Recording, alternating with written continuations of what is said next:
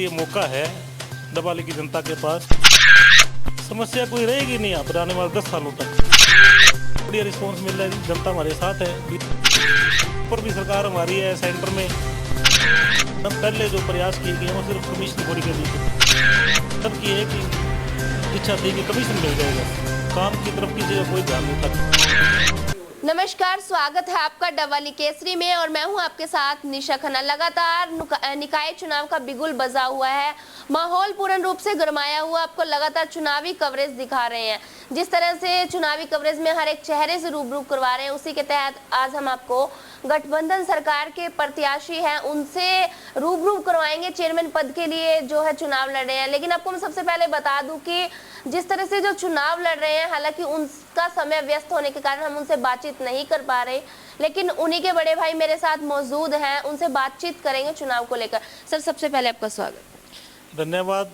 डबवाली केसरी का हमारे यहाँ आने के लिए बहुत बहुत धन्यवाद आपका।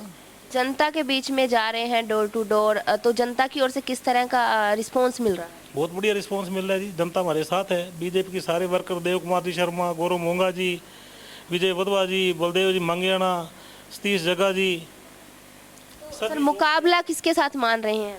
मुकाबला किसी के साथ नहीं मान रहे हम, एक तरफा जीत मान रहे हम अपनी। सर, एक आपसे सवाल करना चाहूंगी कि चुनावी समय में बड़े बड़े वादे किए जाते हैं, लेकिन धरातल पर उतने कार्य नहीं हो पाते। क्या कारण है कि चुनावी समय तक ही ये वादे रहते हैं, उसके बाद में कहाँ चले जाते हैं? नहीं मैडम, अब होंगे, पिछली बातों को छोड़ो, अब होंगे।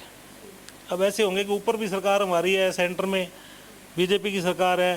हरियाणा प्रदेश में हमारे दुष्यंत चौटाला जी जो उप मुख्यमंत्री है, उनका डबवाली से बड़ा लगाव है और उनका ये होम टाउन है, तो वो भी चाहते हैं कि डबवाली एक ऐसा मॉडल पेश किया जाए कि लोग देखें इसको आके। और मैडम जो नैना सिंह जी चौटाला है, उनका तो डबवाली के लोगों से बहुत प्रेम है जी, हर सुख दुख में यहाँ पे तैयार रहते हैं वो। स्टेट में भी और सेंटर में भी सरकार भाजपा की है, तो क्या लगता है कि विकास कार्य की अब यहाँ गंगा बहेगी? और ये मौका है डबवाली की जनता के पास कि सरकार के साथ चलें, और सरकार के साथ चलेंगे तभी डबवाली में विकास होगा, और जो चाहेंगे वही वहाँ से करवाएंगे। अगर ऊपर सरकार किसी को और नीचे अपनी हो तो उसका कोई फायदा नहीं है। मुख्यमंत्री की तरफ से हालांकि अभी सौगात भी दी गई है और चुनावी माहौल से पहले भी सौगातें दी गई है, तो क्या लगता है कि जीत अगर मिलती है तो उसके बाद में कौन सी समस्याएं जो आप मंडी डबवाली की रखोगे और उन पे मतलब दूर करवाएंगे? समस्या कोई रहेगी नहीं यहाँ पर आने वाले 10 सालों तक। पानी की समस्या है, सड़कों की समस्या है, गलियों की समस्या है। अब ये बस स्टैंड रोड आज स्टार्ट किए को 6 महीने हो गए और अभी तक पूरी नहीं हुई। जनता कितनी परेशान है उन लोगों से। कॉन्ट्रैक्ट दे दिया, सिर्फ कमीशन खोरी के चक्कर में वो काम बंद पड़ा है, काम होता ही नहीं है। वो कहता जी मेरे को कमीशन दे दो, टेक चंद कहता मेरे को कमीशन दे दो, डॉक्टर साहब कहते मेरे को कमीशन दे दो। आपने बताया कि सबसे बड़ी जो समस्याएं हैं, उन समस्याओं को निजात दिलाने के लिए हालांकि कई प्रयास भी किए गए हैं, लेकिन जल्दी हल नहीं हुई। तो जीत हासिल करते हैं तो उसके बाद में थोड़ा।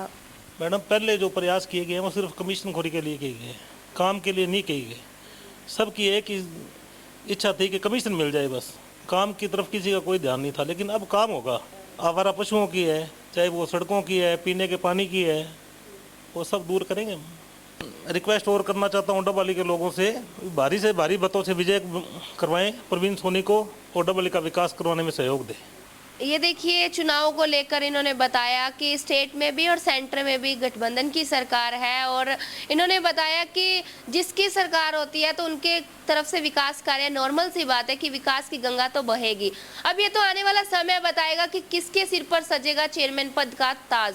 तो लगातार आपको चुनावी कवरेज दिखाते रहेंगे और हर एक चेहरे से रूबरू करवाते रहेंगे।